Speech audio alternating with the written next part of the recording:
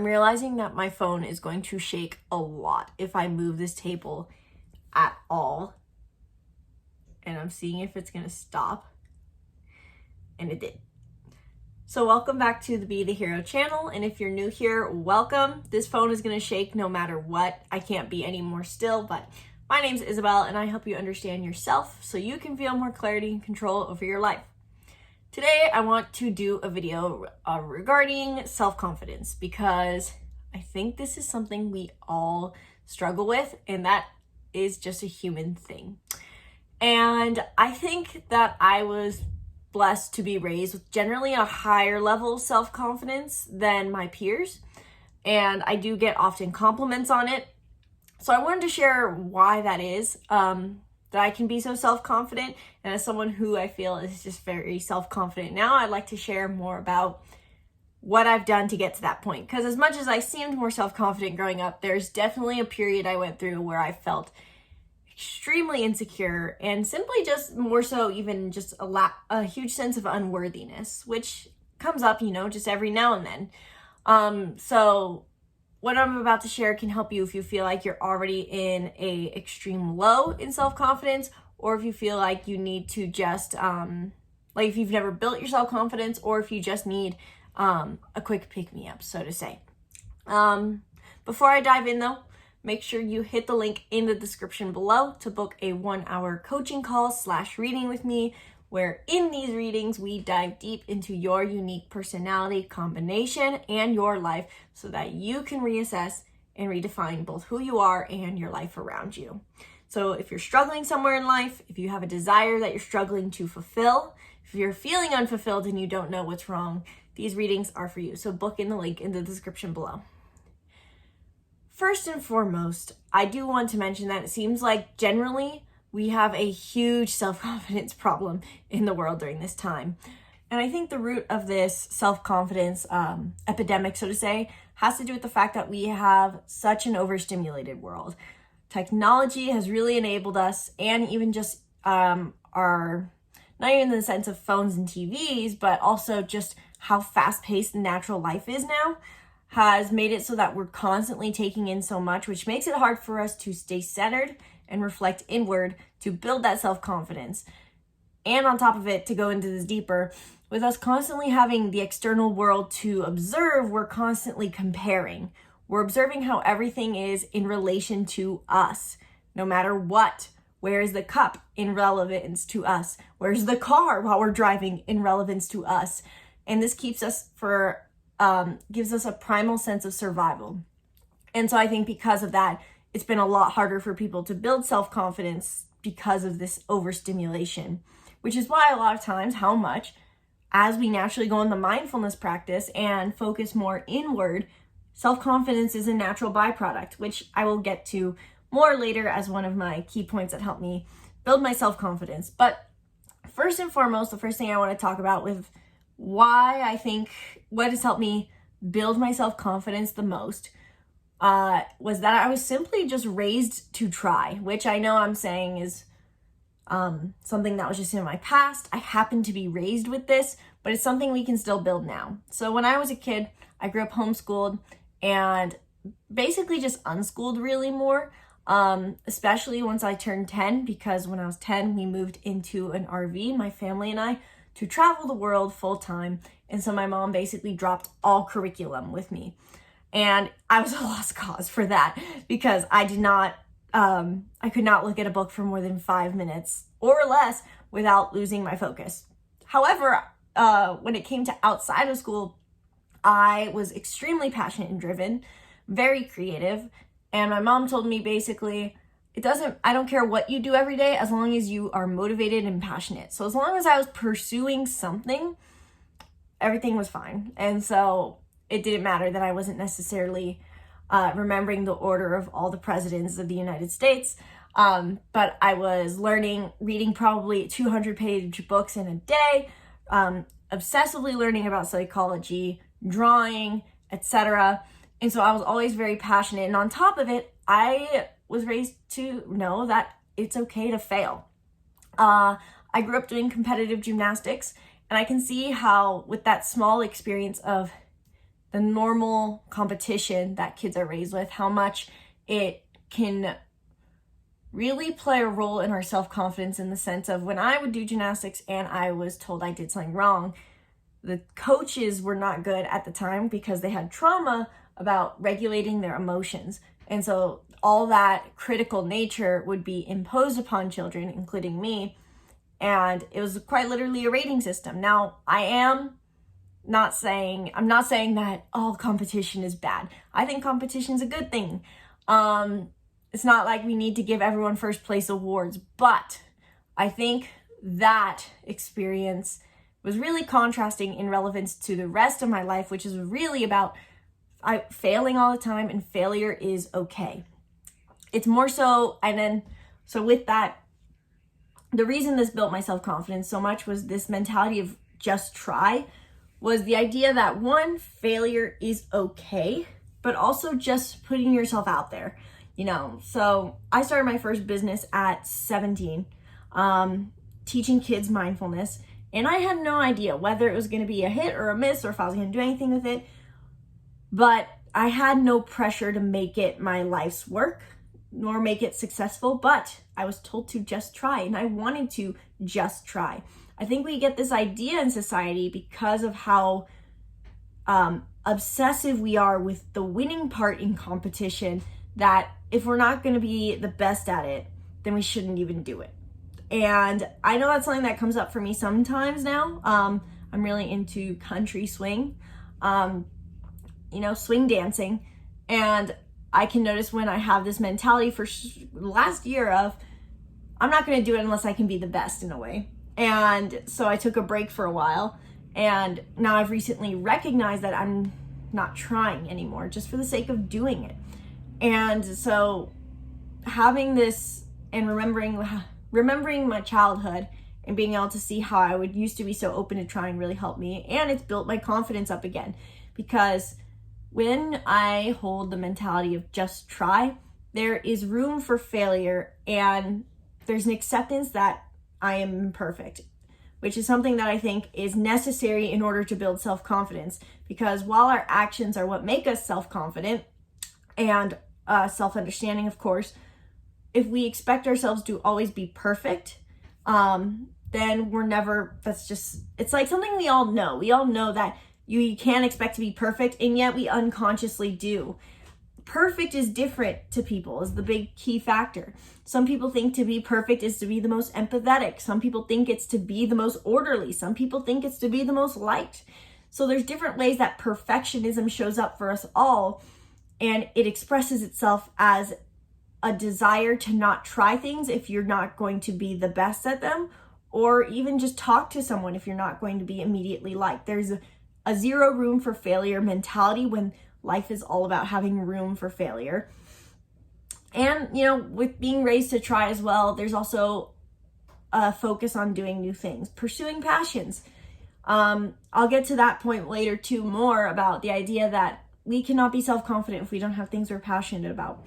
So whether it was through starting a business at 17 or art, or I used to be really into music and performing, having realistic expectations on myself in the process, which really, this is what this first point is about. Being raised to try is really about regulating expectations of yourself.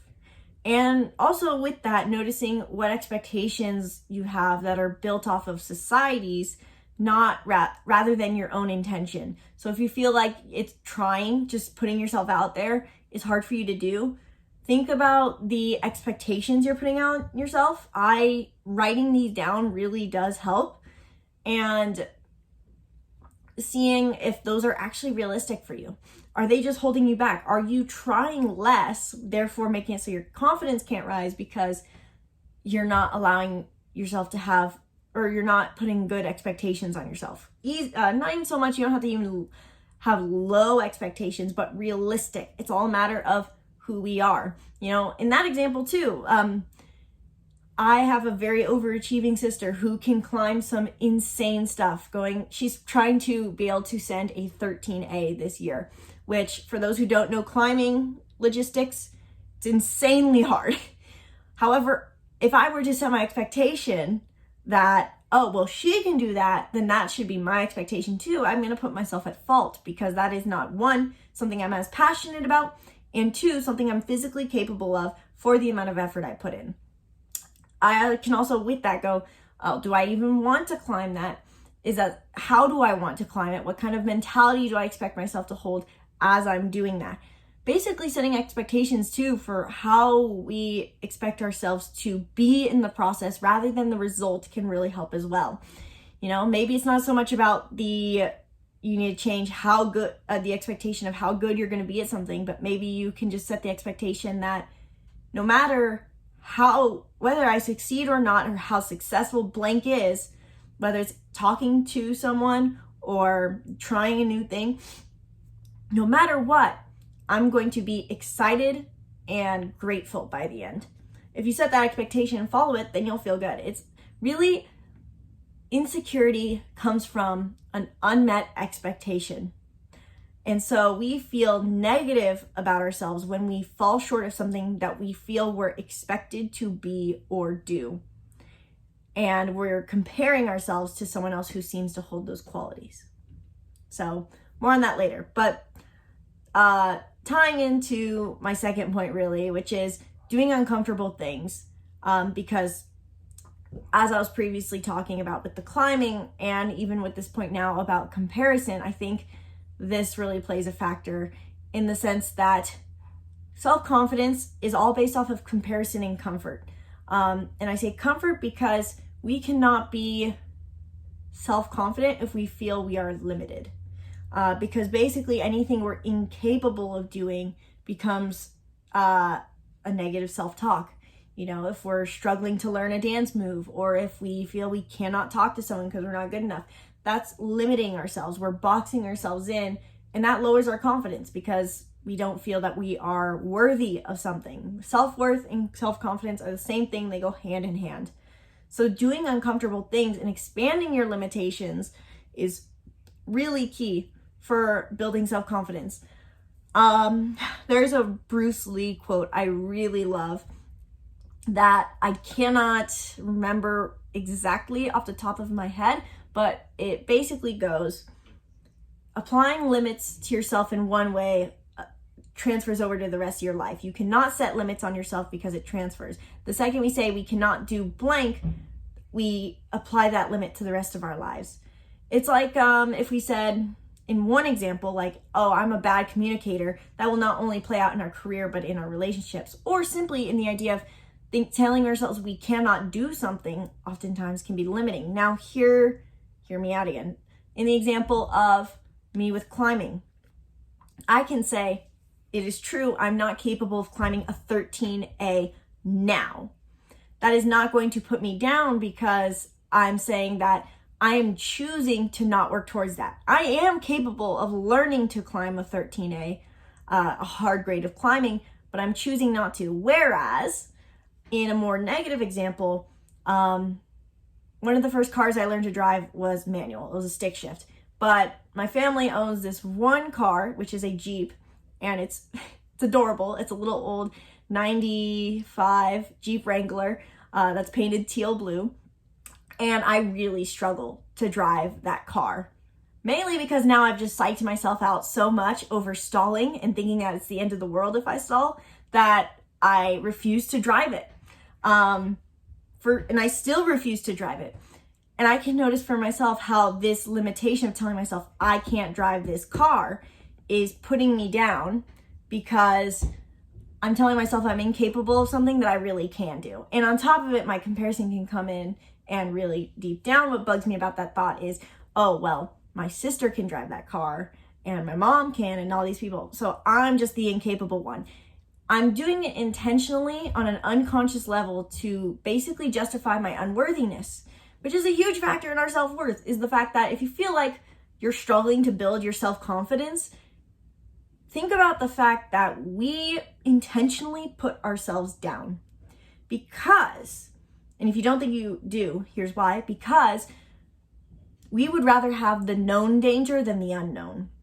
We like to be able to predict things. And so if we can put ourselves down before others do, we avoid being harmed by others. after all, it's like, you would rather, what would be a good example of this, or what a metaphor? I'm not good with metaphors. That's my mom's expertise. But basically the sense of, we would rather harm ourselves, shoot ourselves in the foot before someone else does, because at least then we're controlling it. We have this obsession with control. And so there in that example, that shows what I was talking about with the limitations. Really went on a tangent here, but this whole video is just one big tangent, sharing everything I know about self-confidence. Being consciously aware of the limitations we put on ourselves, recognizing how we're using it as an addiction to our suffering so that we can maintain control over our lives. And then on top of it, fighting against that by doing uncomfortable things. So doing things that we would never consider doing. And for you, that doesn't have to be driving a car you don't like. What is uncomfortable for you?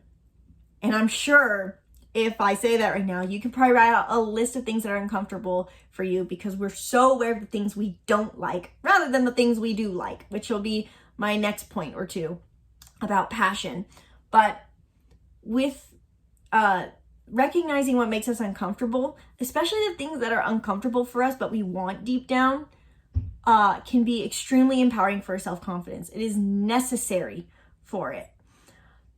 You know, as I mentioned earlier, love music. I have been a guitarist and a musician for about, 6 years? 5 years, because I've kind of taken a break in the last year. And I love playing music, and I'd be in our campgrounds and people would always give compliments on, you're doing great, you should perform. And I always did picture performing, but it scared me a lot to consider doing that. But after about, 4 years of playing, I finally decided to start gigging officially.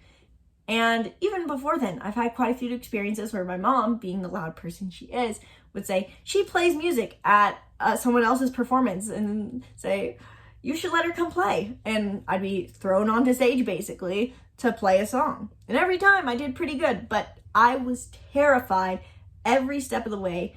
I still continue to be terrified every single time that I go to perform.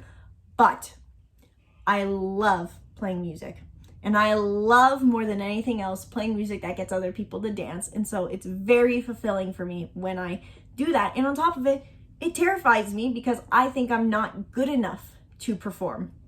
And so really pushing myself outside of my comfort zone to perform repeatedly in the past few years has been huge for my self-confidence, in the sense of realizing basically that I am enough, and doing things for myself in the sense of, you did it. It doesn't even matter how much good the turnout is. I've done gigs where I've had a full room, and some gigs where I've had 2 people in the room, which are my parents. And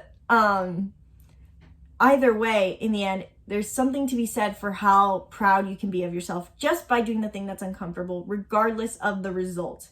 And making sure that when you do uncomfortable things, that it's aligned with making yourself proud rather than getting an external reward is huge. I will say that performing is still an area of my life where I'm not fully self-confident, but I will continue, and starting to again push myself outside my comfort zone by building my self-confidence about what it means to be a good musician, redefining that and putting myself maybe eventually back out there. Third point I want to make about self-confidence that I think is a huge factor that has given us a very disempowered world is that one thing that really, I think set me up for success was the fact that throughout my teen years, from, like I said, 11 or 10, moving into the RV to travel the world full time, up until 18, I was not surrounded by peers. I would occasionally see my cousins or meet people, rarely, who were my age. I mostly, for that 8-year period or that 7-year period or so, would interact with my family, which of course they are my best friends. My siblings are still my best friends, and moms, frankly, especially because I was in the kids mindfulness industry. I was trying to make sales and get people into my program, so I was always talking to adults, moms, and just my family. And I think as much as people would always say, you know, when I first moved into the RV, they'd always ask, oh my God, what about friends? One, to that point, my siblings, as I said, are my best friends. Two, I think that was a good thing in the end. I stand strongly by that because like I mentioned with the stimulus part, the very beginning of this video, how we are so overstimulated and taught to compare ourselves, not having those peers to be surrounded by in these key parts of my life, my teen years, was huge. You know, there's the 7 chakras in our body, and our second one at our tail, or not our tailbone, our navel, is our sacral chakra, which is formulated in around 14 years old. In our teen years, our sacral chakra is formed. And what our sacral chakra is our self-worth.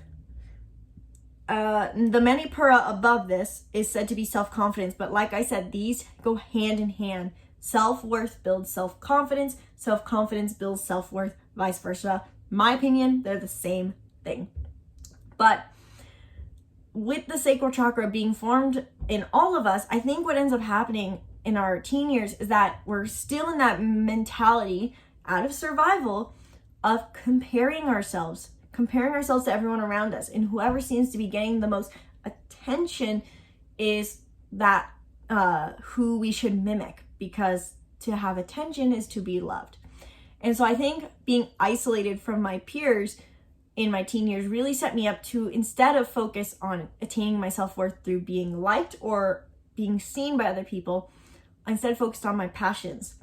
The sacral chakra is not just our self-worth, it is our creativity, our play, our ability to know we're worthy and just do what we love. And so what happens for so many people going through high school is that they find that self-worth through peers rather than internalizing it and finding their passions. So, am I basically saying if you were in high school in your teen years, you're screwed? No. I'm more so bringing awareness first to invite you to think about, does this seem true? Did I feel extremely unworthy going through high school? Was I constantly seeking, in a sense, to be liked by others, whether that was by being the class clown or quirky or none of those and just fitting in, or even so much being an oddball because you felt like you would never fit in. Noticing if that is the case, and if so, building a sense of creativity, building your own passions, recognizing the belief is really more than half the work. By recognizing what we went through and letting it go, we don't even necessarily have to change our actions. Awareness is key. And I think this is, if you don't believe this point is true, I even noticed for myself as I've tried to insert myself in more communities over the past 2 years that my self-worth has tanked. And it's been a lot of work to build it back up, which really is a matter of connecting to my passions, doing uncomfortable things, and just putting myself out there to try. As the 3 first points I've made so far are. And so I've noticed that it's so easy to get caught up in what other people think of you because it feels good to receive attention. That is a natural, primal human instinct to be seen, to be heard, to be loved based off of our programming, because we feel that other people have to give that to us and we cannot give that to ourselves, which I'll get to later. The 4th point of what helped me really build my self-confidence, and this is a big one that ties into what I did those teen years, because I wasn't in school, I didn't really have an education program I was following, I just had my career, which did take up a lot of my time, but what I spent the primary of those 7 years doing, and continue to do, is understand myself. We cannot be confident in who we are if we don't know who we are. Simple as that. You can then learn confidence in your persona, but then you're always going to feel like you're a fake. And I just did a video recently. Hopefully I will remember to put in a timestamp here about, it might be on that side. It's actually this side, I'm pretty sure. No, this side. On imposter syndrome. How my tips for overcoming feeling like a fake in life, which is something I've learned and had to go through in the last 2 years. You know, we can feel confident or think we feel confident in ourselves because we feel like we're being approved of by others. But if it's not the entirety of our being that we are embracing, then we're going to feel unfulfilled, and we may feel the sense that people like us, but they don't actually like who we are. So basically, it's feeling this sense of we're approved of finally, and we're being seen, but we're not who we are. And so I know that's something that I've really had to face in the last year specifically, because I finally found a social group where I could be my loud 8-wing in the Enneagram terms, or loud Aries self in astrology terms. But using these two systems, which I'm about to dive into, and looking into trying to discover my sense of self, gave me a better picture of who I am versus what is just one part of my being. You know, we are like complex, multi-sided beings. We may look like a square from one end or a circle, but we have, actually, I feel like that would be a better way to, no. We're like a we're like a Rubik's Cube that is all jumbled up. And so we have different unique patterns on each side, but most people just see one side of our square, or one square within the square, because we lack the ability to fully see people because we're busy thinking, do people like me? So learning to understand myself has been a huge part of my self-confidence. And as someone who found self-discovery really confusing, you know, just to meditate and look within, as everyone says, discover your shadows, who are you, that was confusing. And so I have used personality typing systems and astrology to understand myself more. Now, if you're opposed to astrology and to personality systems, hear me out. You do not have to believe they are true. So many people are averse to astrology specifically because they don't believe the stars affect us, or religion says that is satanic, so to say. But I invite you to look at astrology, and I'll tell you why in a second, from the mentality I look at these things, which is, if they're true, how does it help me? Simple as that. I don't necessarily truly in a way believe that astrology is real. I don't think because Mercury is in the microwave, it is making it so that my ex is reaching back out to me or anything like that. I think that our thoughts and beliefs create our reality. And so if we believe astrology is true, then it affects us. And miscommunication happens all the time on the note of Mercury retrograde. Mercury retrograde is a load of BS, in my opinion. But looking at my astrology, let's talk about that one first, and then there's another system. Actually, so understanding yourself.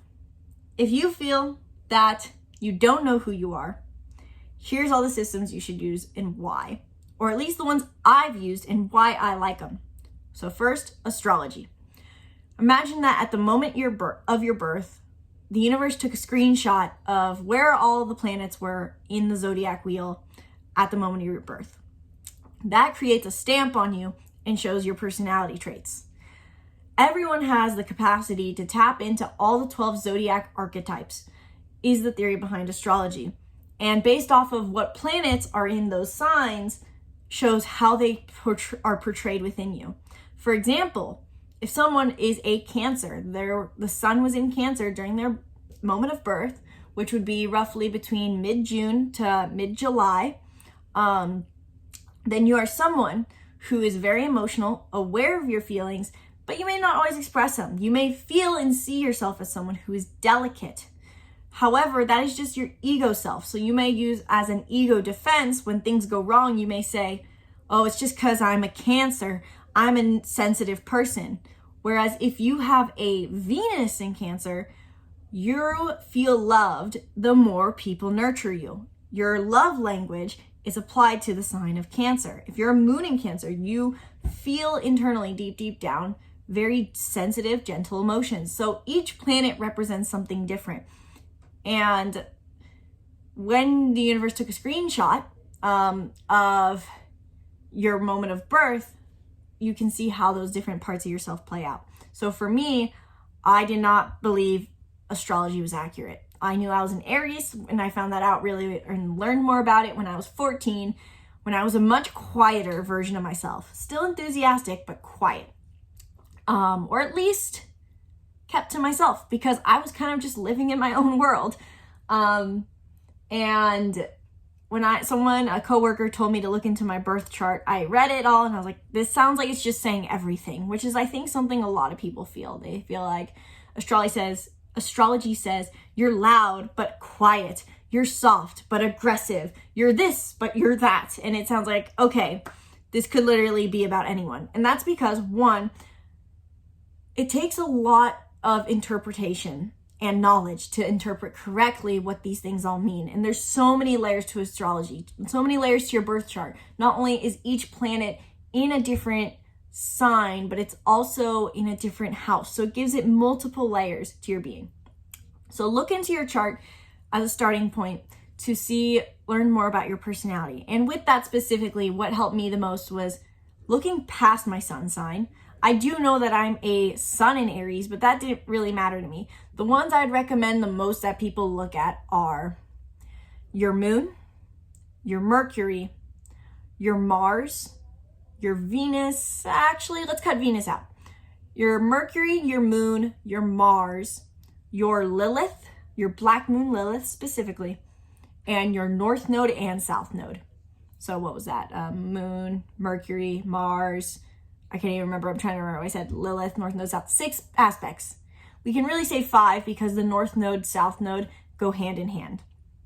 Your moon sign will tell you what kind of emotions you experience. This really shows what your inner child is. That kid in you that wanted to be expressed but now kind of hides itself unless it really trusts someone. So while I'm an Aries who is Spitfire, that people may see me more as, my moon is in Cancer, which means that I'm a very gentle, sensitive person, which is why whenever people get to really know me, they are surprised at how soft I can be. And then my Mercury, though, your Mercury is how you talk to people. It can show you why you struggle in communication and what your communication and learning strengths are. My Mercury is in Aries, which means that I learn through doing things. It's probably why I tend to speak and then think rather than the other way around. It's also probably why people say that I'm savage, so to say, or at least they used to, especially because my Mercury is in my 5th house of fun and play. And so when I was really in a playful setting, very intense, people who wanted to party, I was just extremely blunt and bold.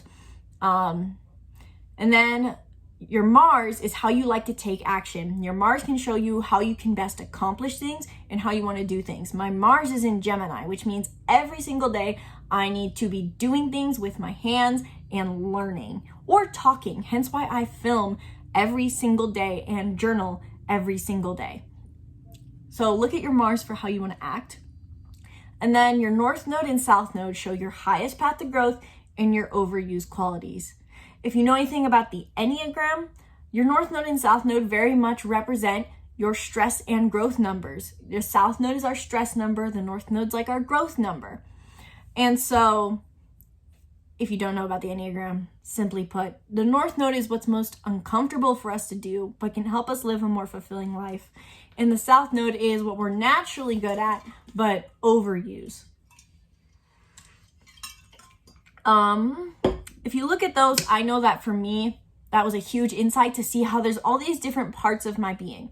And then I could write out, okay, my moon is in Cancer.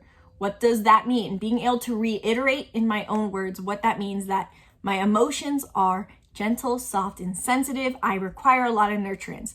Writing out experiences in my life where I see these qualities. Oh, in my relationships. When I was a kid, all I wanted to do was take naps and be close to my parents and my sister.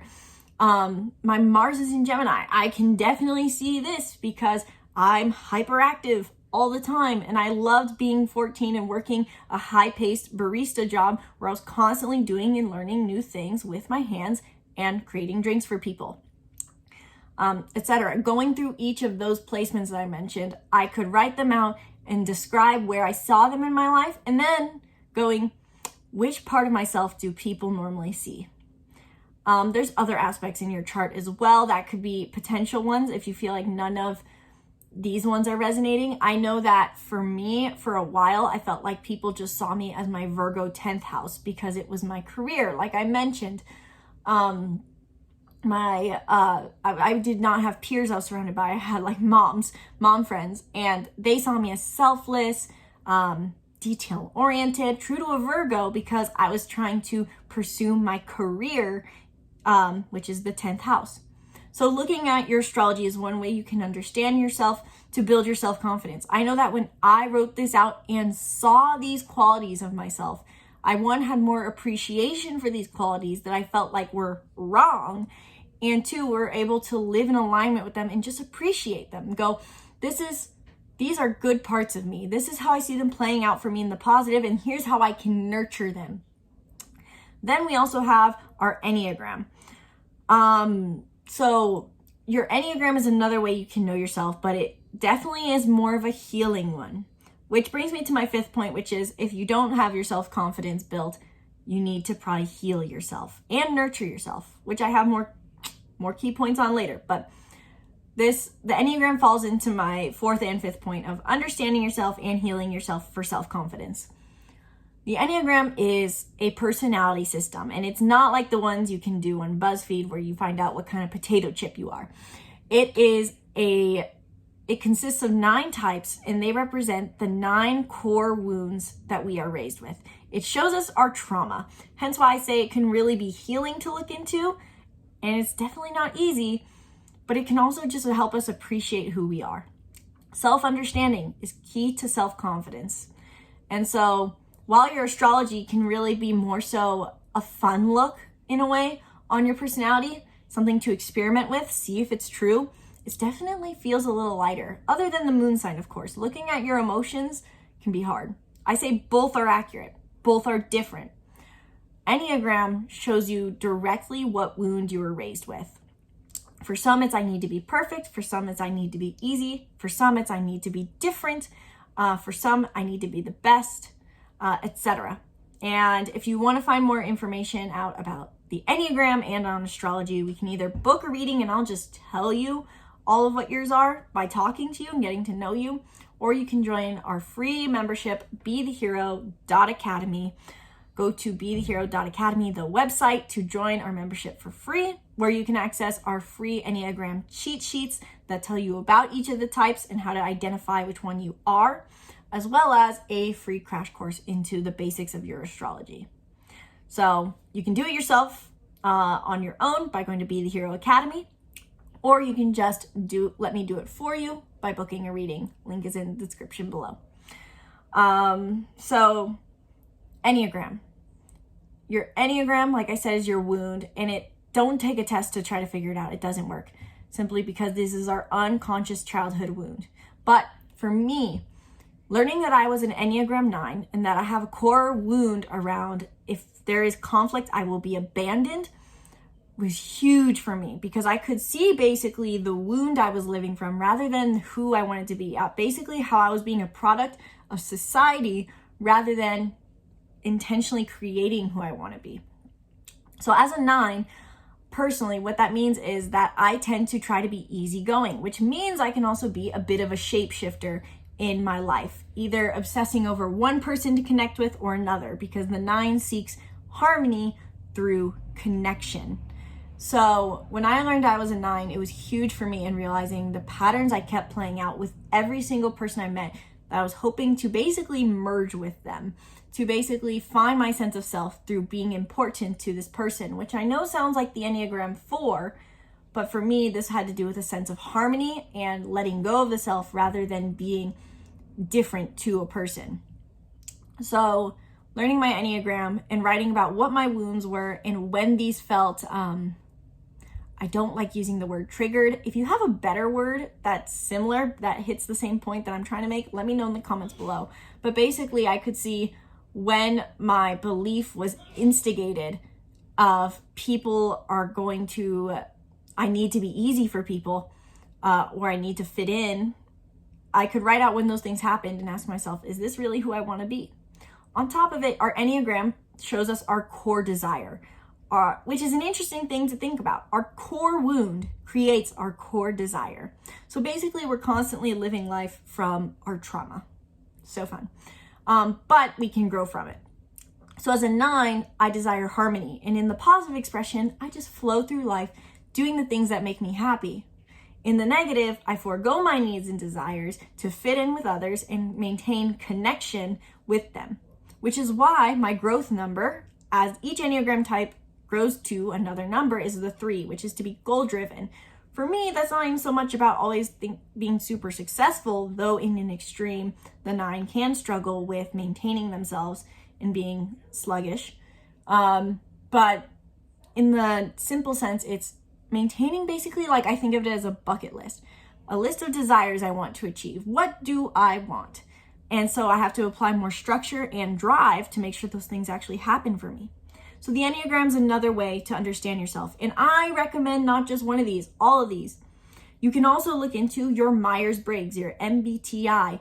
This has been around for a while, and everyone seems to think that they're either, it's inaccurate or they're an INFJ, which I'm tired of because no one's an INFJ. Let's just go with it that way. Let's just, in a way, cut out the entire type because no one's an INFJ. You're more likely an INFP or an ISFJ. From experience, don't hate on me for it. So your Myers-Briggs tells you your cognitive functions. It shows you how your brain works, and this can really play out into, I think, personally, your career, or even just the things you do every day. Similar to learning your Mars type, learning my Myers-Briggs has helped me see my personality and knowing how my brain works, So each of the types, they have, ISTP, ENFJ, but there's cognitive functions. Myers-Briggs shows you how your brain thinks. I guess then that's more similar to your Mercury. So if you want a more simplified version, just look at your Mercury because then you don't have to go through a testing process. But it helped me knowing that I'm an ISTP, especially after thinking I was an INTP for so long, because I knew that I was a TISE cognitive function, which meant I'm hugely passionate about absorbing data and memorizing. I can only memorize things. Even right now, I have notes in front of me, but I'm relying on my memory more to remember my points that I want to give to you guys about how I've built my self-confidence.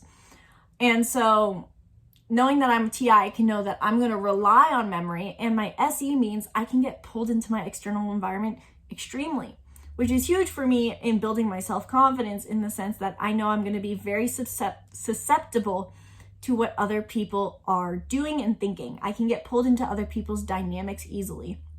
Similar to being an Enneagram 9, I can see how these tie together. It also means that I need to build my skills of projecting out into the future, envisioning things creatively, and structure and application of knowledge is something I definitely struggle with. So the Myers-Briggs can show us our strengths in our mental strengths and also our mental weaknesses. And being able to grow yourself, like I said, doing things that are uncomfortable is what's going to build our confidence. We can't stay in our comfort zone forever. We can't stay the same person we are forever. I was just listening to a podcast on Ed Milet's show. It was just one he did personally. That was about building success. And he was talking about how, actually this might have been on his Instagram that I actually saw it today, but it was either way, it was Ed Milet. And he was saying how I have no value to offer anyone if I stay the same way forever, and neither do you. You have to grow. You cannot stay in the same place forever. If you're not growing, you're shrinking. And so being able to understand ourselves, honor the parts of ourselves we already embrace, basically seeing our strengths through astrology, Enneagram, Myers-Briggs, can help us really appreciate our strengths that we may not see because they're not other people's strengths, and then also grow our weaknesses, because when we grow, we feel better about ourselves. We know that we're improving, and self-improvement's a good thing as long as it comes along with self-love. So the Myers-Briggs, Enneagram, astrology are all great ways that I've found to build my self-confidence. I had clear directions on what I should do for growth and knew my strengths already. I know that as a Enneagram 9 ISTP with Moon in Cancer and North Node in Taurus and South Node in Scorpio with a Mercury in Aries, etc., that I'm a naturally Spitfire person who's both a lover and a fighter, who really wants to take care of people but can be extremely emotionally sensitive, who also has a strength for memorization, hence why I can remember all this data, and loves to experience life to the fullest, and is extremely sociable and friendly and makes people feel inspired. On top of it, I have an extreme passion for creativity and extreme creative strengths because I'm a numerology 1910, which I also talk about in my readings, but did not talk about right now. And so these are strengths I can appreciate because I'm creative, knowledgeable, have a gift for memorization, I'm harmonious, easygoing, but I also know that I probably need to remember to grow by building my skills to project into the future, keeping and maintaining goals, maintaining myself emotionally because I have extreme emotional highs and lows, and trying to speak slower for my YouTube audience and not be so Spitfire.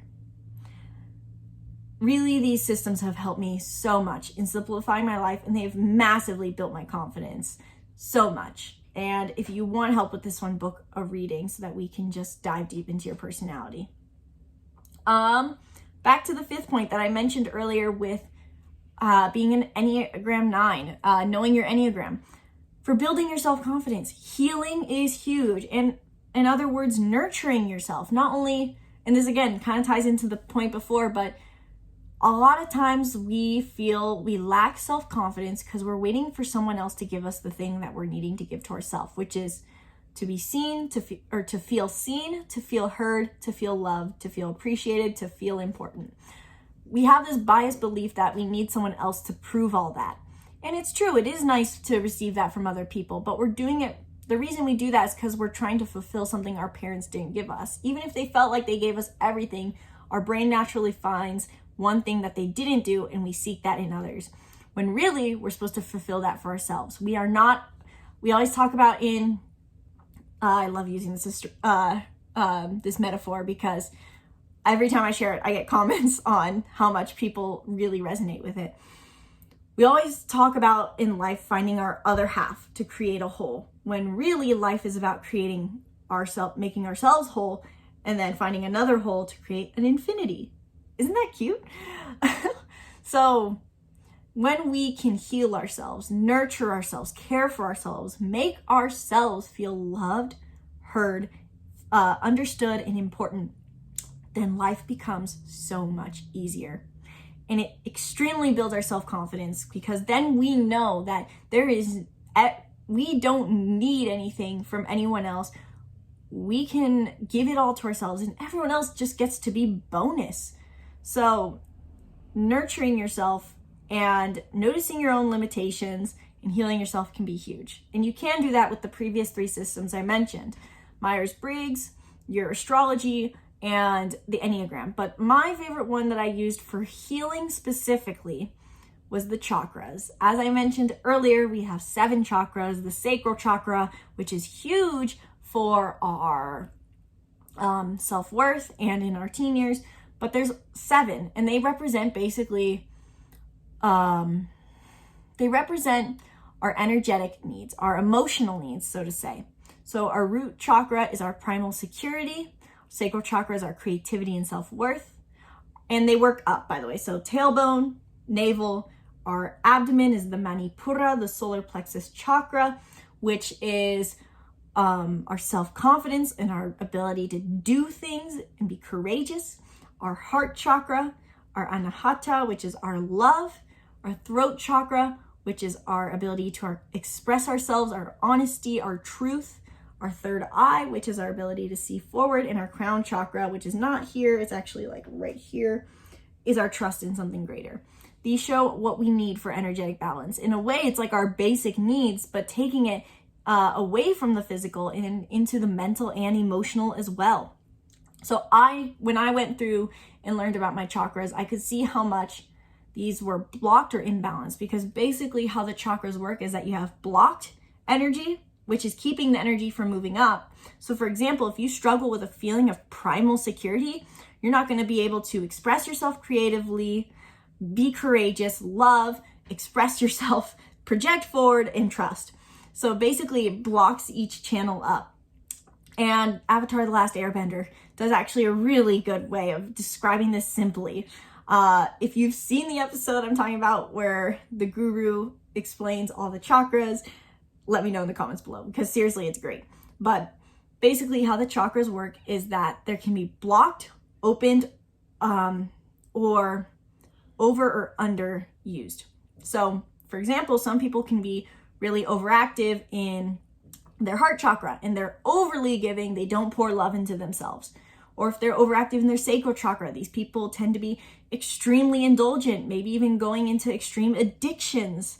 We tend to, in our teen years or going out of our teen years, early into maybe college years, go over into excess in our sacral chakra to fulfill a sense of life enjoyment and self-worth through addictive tendencies. I hear this a lot with my friends, and I can say to some degree that I've experienced this in not so much extreme addictions like drugs or anything, but in other things. So the chakras help me identify where I feel blocked, how I'm not fulfilling my certain needs, and rebalance myself. And it's a really simple check-in to do, really. It really helps me, again, systemize understanding myself. So whenever I go to a yoga class or have a moment to think, I can go, okay, how are my chakras doing? How, do I feel safe? Yes. Do I feel creative and worthy? I could work on that a little more. I need to do something today to try to inspire myself, be passionate. Does my Manipura, oh, it feels overactive. I'm doing too much. My heart chakra then doesn't feel very great. And I need to express myself. So I can check in and basically find root issues and work on them rather than, sometimes it feels like, gosh, what do I even need? What is wrong with me right now? And that has helped me build my self-confidence a lot, because not only could I heal these big issues of heal the reasons that those chakras are imbalanced, heal long-standing wounds, but also check in with myself, which then builds my self-love because I'm taking care of myself and not requiring anyone else to nurture me. And finally, the last point that has helped me build my self-confidence, you guys are going to love this. It's going to be amazing. Delusion. And I know that sounds completely sociopathic, but just ask yourself for a minute, and you can close your eyes while you ask yourself this. What would you do if you, how should I phrase this? What would you do if you were simply just confident in yourself? What if you just own the fact that you were, in a way, just absolutely perfect as you are? I've moved through a lot of my life like that, frankly. And it's a fine line to walk, because then you can, in the negative, you can be repressing these long-standing issues, but in the positive, you can let all your self-criticism fall to the side. Whenever I would do those music performances I was talking about, I would basically just shove my fear down to the side and act completely self-confident. And that's why people would always ask, like, why are you so self-confident? And with that, it really did help, because if I could move through those uncomfortable moments, then it never really was there. And the second aspect of delusion is, what would you do if you believed that everyone liked you? Basically, the idea I say of delusion is not letting your thoughts get the best of you, and instead acting from the place that you want to already be, which is really, so instead of saying delusion, I could say manifestation, in the sense of be the person you want to be without even put yourself in the person you want to be before you feel like you're ready and understand how to be it. Just start doing it. Start being confident and truly believe that everyone likes you. I know this is a huge one. Like I said, everyone wants to feel seen, heard, important to their peers, to society, to their parents, to whatever. And we always feel the sense of people don't like us. How often do you hear your friend, or how often do you tell your friend that you feel like, I feel like that person doesn't like me? What if you just accepted that they did? And maybe they don't. It's not necessarily important whether they do or not. It's just a matter of, think about it this way. If you're constantly wondering if everyone likes you, regardless of how externally confident others may appear to be, think about the likelihood that they're thinking the same thing. We all are worried more we're all worried that the other person doesn't like them. We're all thinking the same thing. We're all in the same boat of lacking self-confidence. So, and you know, no one cares to be around a person who's putting themselves down. So the best way to be liked by others is to like yourself. Give them a reason to like you, and don't care if they do, because in the end, the most important person in your life is going to be you. And no matter what other people have to say about you, whether it's good or bad, the only thing that will be true is the points that you justify. So if you feel like you are a bad person, that you suck, whatever, if people tell you that, you're going to affirm it to be true. And if they tell you you're great, you're not going to believe it because you're protecting yourself. So whatever belief you affirm in yourself is what's going to be true. So just be delusional, like me, and is my recommendation. And just truly put yourself in the reality you want to be in. And slowly, as you start doing this self-development work, understanding yourself, pushing yourself outside your comfort zone, being courageous, doing new things, trying, our actions it's half internal, half external. To build self-confidence, we have to understand ourselves and do the things that we're passionate about. Passion and courage are what builds self-confidence. And we could put this into the chakra sense that sacral chakra, which is our self-worth, is also our creativity and passion. Manipura, which is our courage and self-confidence, is our ability to act. We must act in alignment with what we're passionate about. If you do not have a passion, if you do not have things you desire outside of wanting to be seen by others or liked by others, then you're not going to be able to build your self-confidence, which is maybe a time for you to try new things. As I said, was my second point, or first point actually. So you try new things and build that self-confidence, so then you can go about life just appreciating the company of others. So the last thing I really want to talk about with this is really reflecting again on the reason we don't have self-confidence in the first place. One, we are taught that we cannot fail, which brings me to my first point again that I made. We are raised in a society that has evolved. We don't have as many primal securities to worry about, and some more than others. But because of that, we now take rejection, aggression, all as life-threatening events, which can be, but very rarely. That's why our Enneagram types, we have these 9 Enneagram types. They're built off of the idea of just, I have to be perfect to be loved. We're all seeking to be loved because to be loved is to survive now. And secondly, we have a biased belief that we were never loved, which really plays into that too. For some reason, we all have this belief because our brain tries to find our trauma. So then it has hardwiring, software, so to say. It tries to find reasons that we aren't loved so that we can stay in control, to have a known reality rather than being blindsided by something we didn't expect. And so if you're feeling like you lack self-confidence, no, it's just your brain messing with you. Even if you feel like, oh, it's my parents' fault, try to get away from the blame game, because that doesn't take you anywhere. It is good to identify your hurts, but then ask yourself, how can I move forward from this? Not just spinning your wheels on it. That's why I created like archetypes of different kinds of people. And that's why Self-Hate Sarah is a person nowadays. We have the Zodiac Zoes who think about, they just spin their wheels on, oh, I'm just such a Mars and Pisces, oopsie daisies, nothing's my fault. And then we have Self-Hate Sarah who thinks everything's their fault and they never deserve love.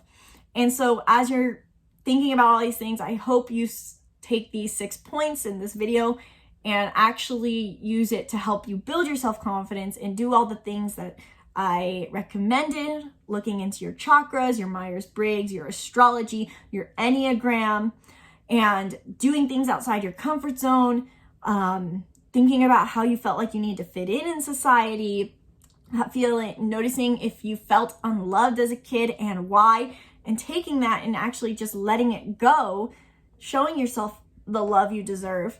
I hope you can actually take these things and apply them rather than just let it be your victim story. This is Be the Hero Academy we're talking about. We believe we're the heroes of our story, not the victims. And so if you'd rather be a victim in your life and just stay stuck where you are and just take this as a justification for why you're there, then okay.